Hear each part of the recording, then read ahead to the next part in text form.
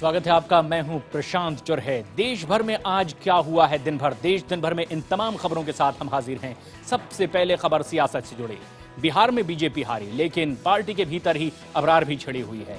एक दूसरे पर निचले स्तर की टिप्पणी बीजेपी के नेता अब करने लगे। हालांकि हिदायत भी पार्टी के भीतर दी गई है। ऐसे में जब कैलाश विजयवर्गीय ने कुत्ते से तुलना कर दी शत्रुघ्न सिन्हा की, तो शॉटगन ने बैकफायर भी किया। लेकिन ऐसे में विपक्ष को मौका मिल गया है अब बीजेपी पर छींटाकशी और निशाना साधने का।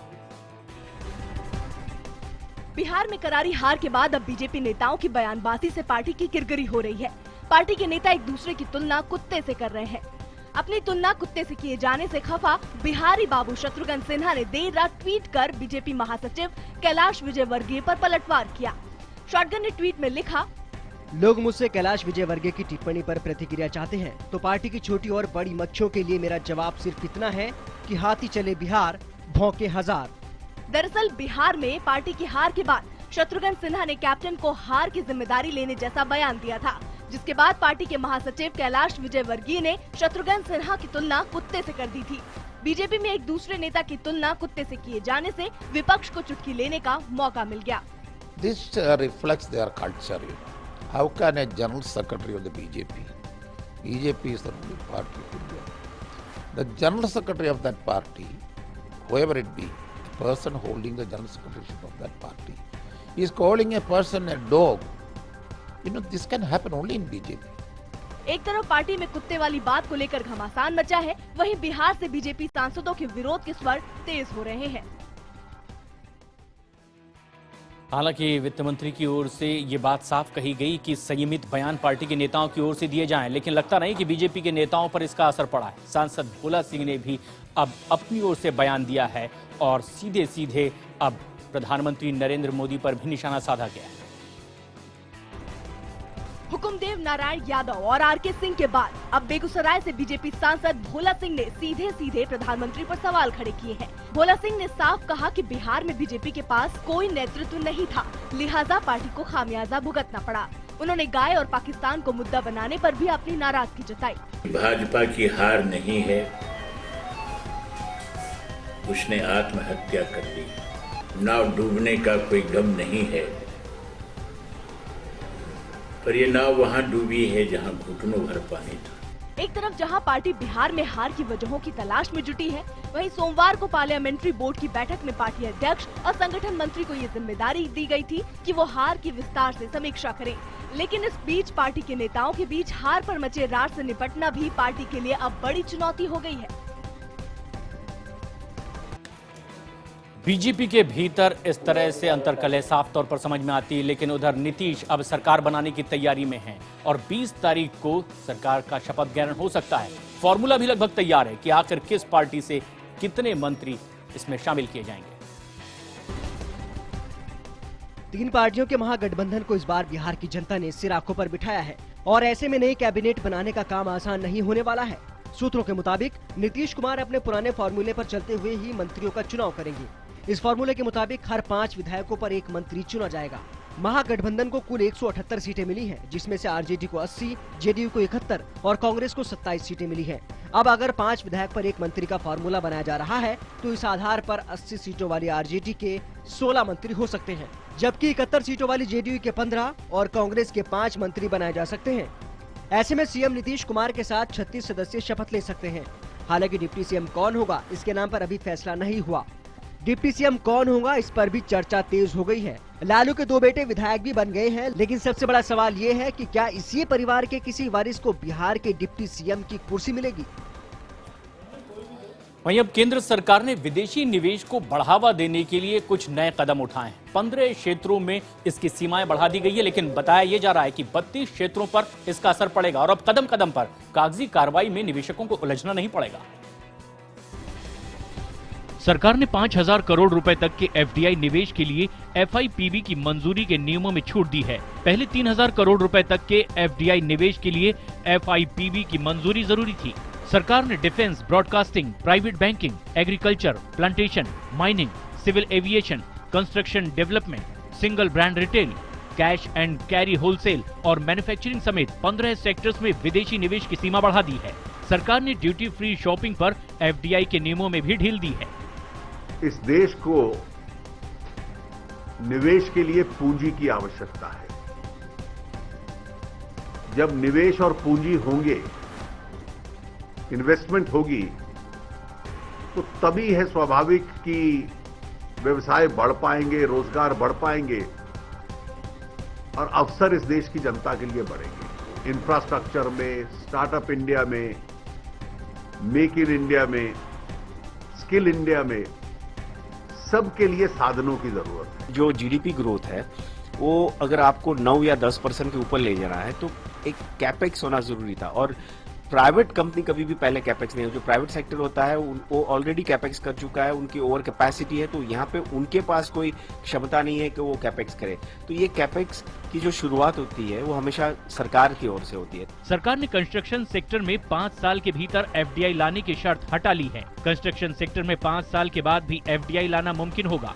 डिफेंस सेक्टर में ऑटोमेटिक रूट के जरिए 49% के एफडीआई निवेश की छूट का ऐलान किया गया है। ब्रॉडकास्टिंग सेक्टर के तहत गैर खबरिया चैनल में ऑटोमेटिक रूट के जरिए 100% एफडीआई निवेश की छूट का ऐलान किया गया है। वहीं ब्रॉडकास्ट सेक्टर में एफआईपीबी के जरिए 49% एफडीआई निवेश की छूट का ऐलान किया गया है। 18वीं सदी में मैसूर के शासक रहे टीपू सुल्तान की जयंती के समारोह को लेकर के हिंसा भड़की और ऐसे में प्रदर्शनकारियों में से एक की मौत भी हो गई है। पुलिस को यहां हल्का बल प्रयोग भी करना पड़ा था। कर्नाटक के कुर्ग में टीपू सुल्तान की जयंती के मौके पर 2 पक्षों में हुई हिंसक झड़प में वीएचपी के जिला सचिव कुटप्पा की मौत हो गई। जयंती समारोह के आयोजन के समर्थकों और विरोधियों के बीच संघर्ष छिड़ने के बाद सैकड़ों लोगों को तितर-बितर करने के लिए पुलिस को लाठीचार्ज करने के साथ ही आंसू गैस के गोले छोड़ने पड़े। पूरे कोडागू जिले में कर्फ्यू लागू कर दिया गया है और हालात को नियंत्रण में लाने के लिए अतिरिक्त बलों को इलाके में भेजा गया है। हालांकि कर्नाटक के सीएम ने कहा कि एक शख्स की मौत लाठीचार्ज में नहीं, गिरने से हुई। राजा को बंदी बनाकर सुल्तान बन गया, उसकी जयंती मना रहे हैं। कौन मना रहा है? कर्नाटक की सरकार ने जयंती मनाने के लिए फंडिंग किया। सरकार मना रही, वो चाहती है कि कर्नाटक में अशांति पैदा हो जाए। कर्नाटक सरकार 18वीं सदी में मैसूर के शासक रहे टीपू सुल्तान की 265वीं जयंती मना रही है। बीजेपी से जुड़े संगठन आरएसएस, वीएचपी इसका विरोध कर रहे हैं। टीपू को आरएसएस ने सबसे असहिष्णु शासक करार दिया है। कर्नाटक में कई कैथोलिक संगठन भी टीपू सुल्तान जयंती का विरोध कर रहे हैं और आरएसएस और हिंदूवादी संगठनों का साथ दे रहे हैं।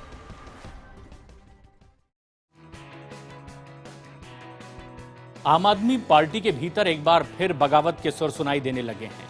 एनआरआई सेल से जुड़े हुए मुनीश रायजादा ने दरअसल एक अलग वेबसाइट तैयार की जिसमें लोगों की राय उन्होंने यहां पर मांग ली थी, लेकिन बताया ये गया कि ये पार्टी नियमों के खिलाफ थी और आखिरकार पार्टी सदस्यता से उन्हें निलंबित कर दिया। अमेरिका के शिकागो में रहने वाले एनआरआई मुनीश रायजादा पेशे से डॉक्टर हैं। मुनीश आम आदमी पार्टी की अंतर्राष्ट्रीय इकाई यानी आप ओवरसीज सेल के कन्वीनर के तौर पर काम कर रहे थे। सोमवार को पार्टी की तरफ से एक ईमेल के जरिए जानकारी दी गई कि उन्हें पार्टी की प्राथमिक सदस्यता से निलंबित कर दिया गया। हालांकि मुनीश का कहना है कि नियमों के दायरे में ही रहकर उन्होंने काम किया है। गलत बुनियाद पर मुझे शो को नोटिस सर्व किया है, ये बड़ी दुख की बात है कि हमारी पार्टी में काफी पढ़े लिखे इंटेलेक्चुअल किस्म के लोग हैं, तो ग्राउंड ही गलत बनाया गया। उसके बाद फिर मैंने जो उस पर हम्बल रिप्लाई किया, उसके बाद पार्टी ने उसके मुझे पहले एक्सपेल किया, फिर नया एक संदेश भेजा कि नहीं, आपको प्राइमरी मेंबरशिप से सस्पेंड किया जाए। दरअसल कुछ महीनों पहले मुनीश ने lokpal.us नाम की इस वेबसाइट को बनाया था। लोगों से इस वेबसाइट के जरिए उनसे सुझाव भी मांगे थे। पार्टी का कहना था कि लोकपाल के लिए पहले से ही एक और वेबसाइट में लोगों से सुझाव मांगे गए हैं और इस वेबसाइट को बनाकर मुनीश ने पार्टियों की नीतियों का उल्लंघन किया है। मुनीश को भेजे गए निलंबन के ईमेल के बाद से पार्टी खामोश है। और अब जबकि दीपावली के मौके पर नकली मिठाइयां भी खूब मार्केट में आ जाती है, ऐसे में इस आशंका के मद्देनजर कानपुर में खाद्य विभाग ने छापेमारी की है और बड़ी तादाद में नकली मिठाई और बनाने के तमाम सामान बरामद किए गए। कानपुर में खाद्य विभाग की टीम ने जब छापेमारी की तो आनन फानन में मिलावटखोर अपना माल छोड़ भाग निकले। चंद रुपयों के लिए यहाँ जहर का कारोबार चल रहा था। दिवाली में मुंह मीठा करने के लिए बन रहे मीठे जहर को देखकर अधिकारियों के होश ही उड़ गए। एक साथ 100 क्विंटल मिलावटी मावा, 200 क्विंटल से ज्यादा रसगुल्ले मिले, जिनमें फफूंद लग गई थी। खाद्य विभाग की टीम ने माल जब्त कर इसे बर्बाद करने की कार्रवाई शुरू कर दी है। वहीं मौके पर पहुंची पुलिस टीम मिलावटखोर व्यापारियों की तलाश में जुट गई है। इसको लेने से बहुत सारे ऐसे टॉक्सिक सब्सटेंस शरीर में हो जाते हैं, जिससे हो सकता है बच्चों को डायरिया की शिकायत हो जाए, गैस्ट्रोएंटाइटिस हो सकती है, या पूरे वोमिटिंग लगातार हो सकती है। ये सारी प्रॉब्लम क्रिएट हो रही है। किसी किसी को इच खुजली भी होना शुरू हो सकती है।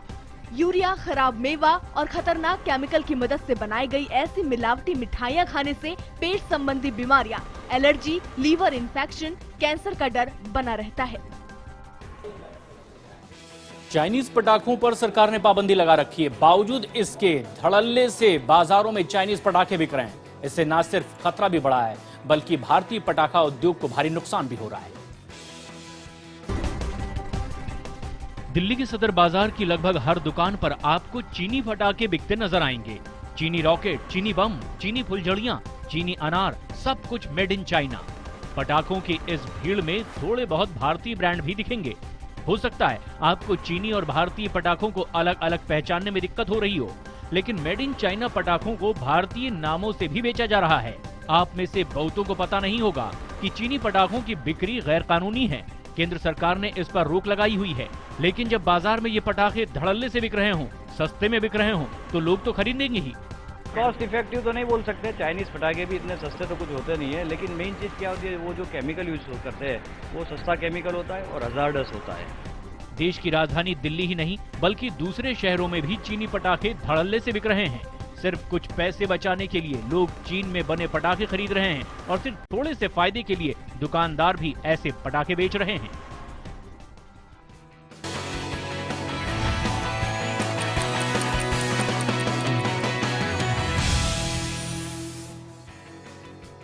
पंजाब में कुछ दिनों की शांति के बाद एक बार फिर अकाल तख्त की सियासत गर्माती जा रही है। जत्थेदारों के खिलाफ अब लोग सड़कों पर उतर आए हैं और प्रदर्शन लगातार जारी है।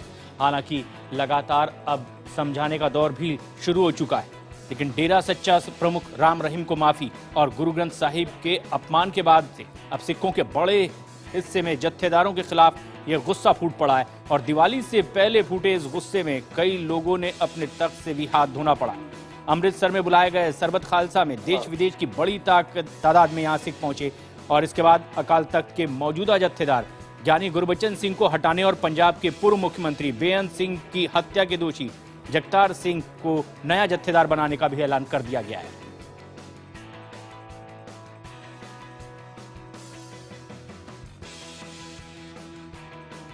मुंबई पुलिस की महिला पुलिस कर्मी खासतौर पर परेशान थी एक सीरियल कॉलर से। दरअसल वो पिछले 6 महीने में तकरीबन 2500 बार कॉल करके इन महिलाओं को परेशान कर चुका था। मुंबई पुलिस के हेडक्वार्टर में बने पुलिस कंट्रोल रूम में हर रोज सैकड़ों फोन आते हैं, जिसमें लोग अपनी शिकायत मुंबई पुलिस तक पहुंचाते हैं। पिछले 6 महीनों से इस कंट्रोल रूम में काम करने वाली महिला पुलिसकर्मी एक सीरियल कॉलर से काफी ज्यादा परेशान थी। ये सीरियल कॉलर कंट्रोल रूम में तैनात महिला पुलिसकर्मी के साथ अश्लील बातें करता था और फोन को काट देता था। महिला पुलिसकर्मी की शिकायत पर मुंबई पुलिस ने इस मामले की जांच शुरू की और कड़ी मेहनत के बाद उस सीरियल कॉलर को गिरफ्तार किया गया। यंगस्टर है, उसको अरेस्ट किया, जिसकी उम्र 18 साल है। वो पवई के इलाके में रहता था। जब हमने पाया कि उसने लगभग 2500 बार उसने लगातार कंट्रोल रूम में फ़ोन किया था और लोगों को मतलब महिला पुलिसकर्मी है उनको तकलीफ देने की कोशिश की थी, उसको हमने अरेस्ट किया। मुंबई पुलिस ने सनकी सीरियल कॉलर फयाज को मुंबई के पवई इलाके से गिरफ्तार किया है। पूछताछ में पता चला कि पकड़ा गया आरोपी सिर्फ मजे के लिए मुंबई पुलिस कंट्रोल रूम में फोन करता था। देश दिन भर में फिलहाल इतना ही।